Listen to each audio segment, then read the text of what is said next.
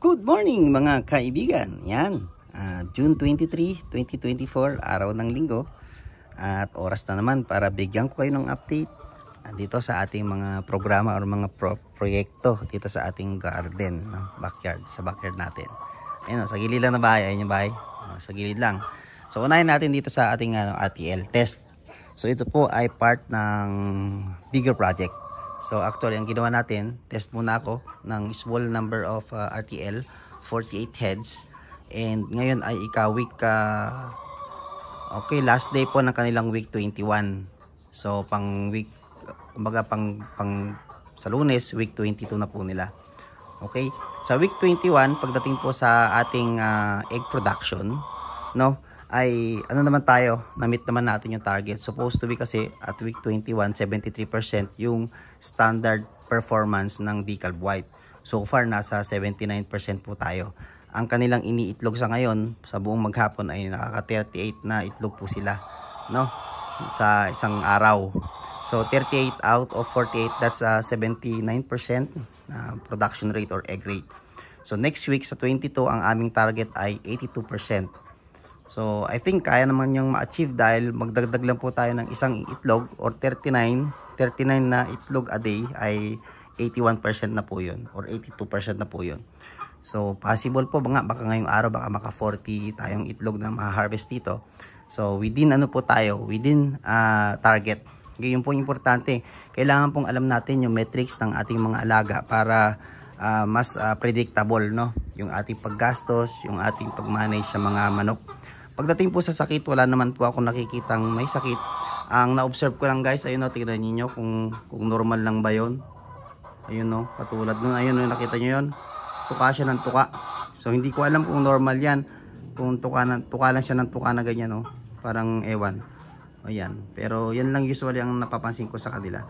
So closely monitoring po ako dahil gusto kong makita yung mga dapat kong i-consider pag nagdagdag na po ako ng population. Okay? Sa farm ay mag-move po tayo ng backyard level. So less than 500 po ang extension project natin. Ito pong 48 ay para dito lang, and then eventually ito po ay ililipat ko rin po dun sa farm. Okay? Pagdating po sa waste management, ang advice ko po sa inyo guys, para sa mga nagba-backyard, kung maglalagay po kayo ng ipa, no, dagdagan nyo na po mga 12 inches at least, and then every time po na every morning hahaluin po ninyo yung ibabaw, then top up lang po kayo ng top up para maiwasan yung pag build up po ng ammonia, kasi pag dumami po yung itlog dyan ay yung ipot dyan ng manok, nagiging moisture po, yung moisture po na yun ang gustong gusto po ng mga langaw. Okay, so that's the way po to control. And then spray po kayo palagi ng Molt-X, no? Every 5 days lagay po kayo ng Molt-X para yung mga nakasingit na maitlog ng langaw, yung mga larva niya hindi magtuloy. Alright, so yun lang naman so far. Ngayon ay yan pa lang ang ating egg, and I think ang target po natin dito ay baka sakali maka 39 po tayo ngayong araw. Okay, so ayan, may mga itlog pang hindi gumugulong doon. O yun, kakaitlog lang, nakita nyo ba yun? Yun, yun, o yun, kakalabas lang. Point. Ayun, hindi pa lumalabas, no? Yan. So sa standard po ay bawal po pumasok sa poultry ng mga ganitong oras, pero ako makakapasok dahil tingnan nyo, hindi kalmado lang yung mga manok natin. Kilala na nila kasi ako. So ngayon meron tayong 1, 2, 3, 4, 5, 6, 7, 8, 9, 10, 11, 12, 15 na po yung naiitlog, no? So yan, pag-usapan natin yung kanyang yung mga metrics na wino-workout ko ngayon. So guys, ang spend ko so far as of today, June 23, ang gastos ko po ay napababa ko siya ng 3.5 pesos per egg. Yan. So from 4 pesos, 4.5 pesos per egg, napababa ko na po siya ng 3.5 pesos per egg. So malaki pong factor na ma-monitor po ninyo yung egg production. Yung number 1. Number 2, yung cost po ninyo per day. So ngayon ang aking cost per day dito ay nagpapatuka po ako ng 4 kilos a day. So dati, no, to optimize, nag-start na po kasi ako mag-optimize ng cost para mapataas ko yung kita per egg. Dati po ang cost ko per egg ay nasa 5 or 4.5 pataas. Ang bili ko po ng feeds ay 40 pesos per kg. Ngayon napababa ko po siya ng 33 pesos per kg. So nag-start po akong maghanap ng supplier, and then ayun, nakahanap naman tayo ng kakilala, and then ang good news, willing siya magbigay sa atin ng consignment. So ibig sabihin, kung meron tayong consignment guys, ay mayroon tayong 30 days consignment, itlog muna bago tayo makabili ng feeds. So hindi na natin po problemahin yung ating daily feed cost, no? Kasi po kung gagaling po sa bulsa natin yun, medyo malaki-laki rin po yun. Yun po yung number 1. So kailangan alam natin yung metrics ng unang-una, ilan yung ating ginagastos para makapag-produce tayo ng egg.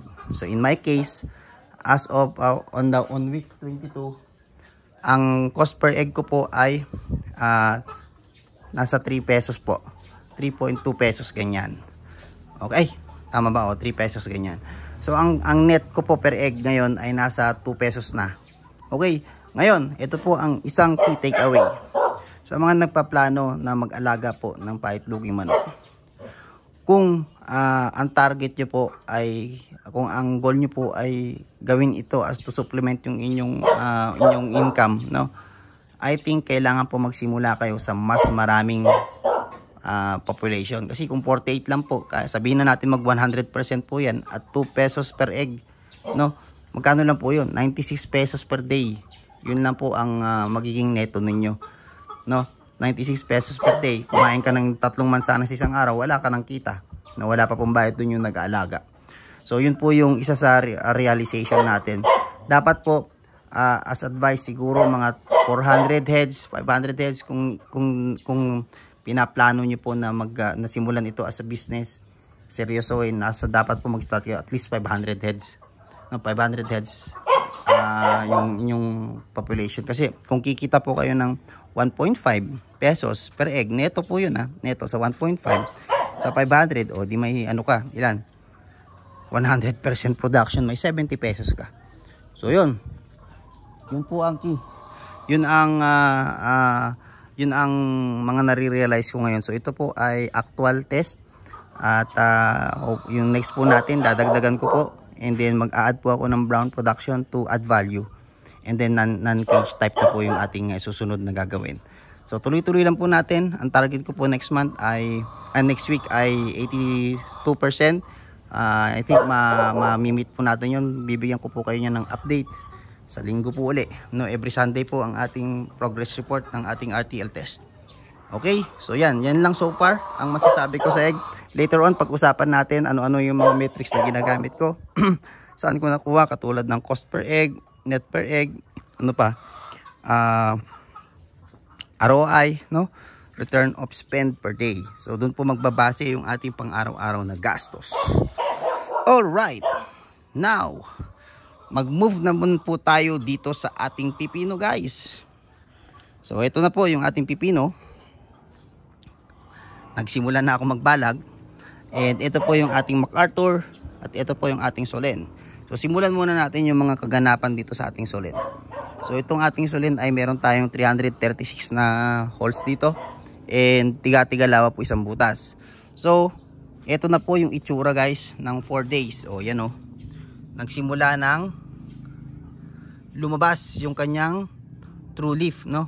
So dahil lumabas na po yan, nagpataba na po ako kahapon. Ayan, nagpataba ako ng Unique 60 na may halong 1620. Okay, para madagdagan po yung phosphorus, no? So Unique 60 may halong 1620, dito po ang pataba niyan sa 1.5 to 2 inches away po sa puno, para po hindi masunog yung inyong pipino. So ganyan po ang itsura niya. And nag-thinning na po ako kasi meron po dyan tig-3, tig-4. Nagbawas na po ako, kaya makikita nyo po dyan at least 2 ang maximum ng butas. Yan. So after 4 days, pag lumabas po yung pangalawang dahon niya, after 5 days po pala. Ito po, after 5 days magiging ganitong itsura niya, no? Yan. Oh, yan po yung ahead ng 5 days. So nung nagpataba ako kahapon, nagpataba na rin ako dito. Pag ganito po, pataba po uli kayo, lumabas na po yung pangalawang leaf niya, saka lumalabas na yung kanyang ano tawag doon, tendrils na po yung kasunod na may talbos na po kasunod yun, ano yan, gagapang na po yan. Kaya pag ganyan po ang age po ng ating pipino, dapat nagre-ready na tayo ng balag. So makikita po ninyo yan, meron na akong mga gapangan na inihahanda, may bukawi na akong kinuha. So dito makakonsume ako ng 3 bigkis ng bukawi, doon 3 bigkis din ng bukawi. So 120 po isa yung binili ko, yung mura lang, yung mga dulo-dulo, kaya makita nyo payat lang to para makasave ako. So 120 po yun isang bigkis. So gagamit po ako rito ng 3 bigkis, gagamit din po ako 3 bigkis. So total ay 6 na bigkis na bukawi po ang aking gagastusin dito. Okay, and then later on ipapakita ko sa inyo, tatalian ko na lang yan ng banana twine sa taas, yung 3 ply, then sa gitna yung 2 ply, then yung string padiretso po. Hindi po ako magsisigzag this time dahil nasa greenhouse po tayo, isa-isa po, no?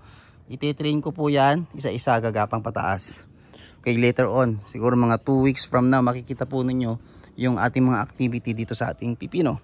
Ngayon check natin yung ating planning o yung ating status or yung condition nung ating pipino dito sa Solen. So ang gagawin ko po rito, experiment po uli ako, no? Tiga-tiga lawa isang butas, no? Pero i-maintain po natin 1 branch 1 vine. One guide, isang vine lang po pataas. Hindi po natin i-allow na mag branch until ma-reach po niya yung topmost nung ating ilalagay na balag. Yung ibabala po natin na katulad po noon. Okay? So ito po yung kanyang day 4, itong ating Solen. At yung kabila ay more or less day, ano na po niya yan? Day 10. Okay, sa day 10, ganun po yung itsura. Pag day 4, ganito po yung itsura. Okay, so day 10, balag po tayo. Day 15, dapat nakabalag na, naka-ready na yung pantrelis. Dahil at day 25 pataas, magsisimula na pong gumapang yung ating pipino. Magbubulaklak na po siya noon, no? Usually po at day 35, may mga ganyan na pong bunga yun, no? Ganyan. Ayan. Yan, dapat may mga ganyan na kalaking bunga yun. Nalabo. Yan. Hindi niya may-focus ayan. Okay. So, yun yung ating yun yung ating update dito sa ating munting proyekto sa backyard. Yan, dito lang sa harap ng bahay.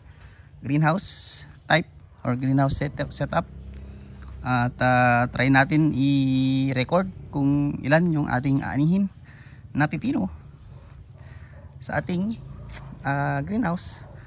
Okay, so yun, ano pa ba yan, tingnan ninyo yung yung itsura, yan. Maganda na, yan. Walang malinis ang dahon kasi wala naman ditong mga insektong marami dahil nasa loob tayo ng greenhouse. Kaso nagbutas po ako doon, kukuberan ko na lang yun ng screen later on pag naharap ko. Then ito pala, nagtanggal na po ako ng dala-dalawa din to guys. Inalis ko na yung mga doble-doble, then nilipat ko dun sa mga bakante. Ayun. Kaya medyo nalalanta yun. Ayun, nilipat ko dun sa mga nawalan, sa mga hindi nagtuloy. Ayan, re-recover po yan. Ayan. Pero isa-isa na lang po yung natira. Ito po ito po ay yung no new seeds. Medyo hindi maganda yung performance niya guys. Ayan, makikita nyo naman. Hindi maayos yung pagkatubo niya, hindi sabay-sabay, then hindi ganun ka-healthy. Hindi po katulad nitong MacArthur, yung ating mga variety rito sa variety ng Condor sa kanang Solen. Ayan ayan po yung MacArthur natin ng Condor. Sabay lang pong itinanim yan, sabay lang pong pinatanim, pero tingnan niyo po, iwan na iwan po ito. Iwan na iwan siya guys, no? So ito pareho lang ng pag-aalaga yan, pareho lang lupa. Ayan, magkatabi, sabay tinanim. Pero yung performance niya magkaiba. Varietal test po kasi ito Okay, so importante guys yung pagtetest. Uy, namamatay yun, hindi ko nadiligan. Didiligan ko mamaya yung isa na yun. Transplant ko kasi yun So tigi-tigisa lang tayo rito. Sa side po na to, tigi-tigisa lang yung i-maintain natin. Sa side po doon ay tiga-tiga lawa ang i-maintain ko sa vine. Para ma-compare natin yung ani, yung fruit setting, yung flowering, and yung kanyang pag-develop. Okay, so yun lang mga kaibigan, yun lang muna ang ating ang aking may ibabahagi sa inyo. Maghahanda ako kasi punta ako sa farm ngayon, sa Lesak Farm. Pick up ako ng chili. So may harvest kami na sultan doon. Bibiyahin natin mamayang gabi. And yun oh, may tatlo na sila. Oh, yun, may tatlo rin sa kabila. Ang ingitlog, ayun, may isang itlog uli. Yun, mga kaibigan, yun lamang po. So kita-kita po ulit tayo sa next video. Ingat po kayo. Bye bye.